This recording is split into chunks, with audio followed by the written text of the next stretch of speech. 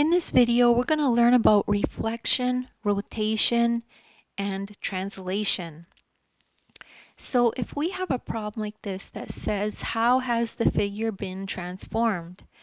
And we have this letter P here, and it looks like it's been flipped. And we need to figure out if that is a reflection, a rotation, or a translation.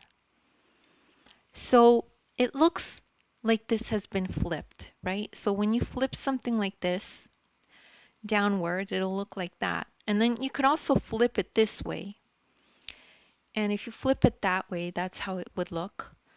So when something is flipped like this is definitely a reflection because it's like a mirror reflection.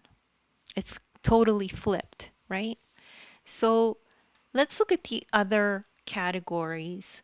So if we have the P and then now it looks like this, where it kind of looks like it got turned, right? So you take this bottom piece and just pull it like that.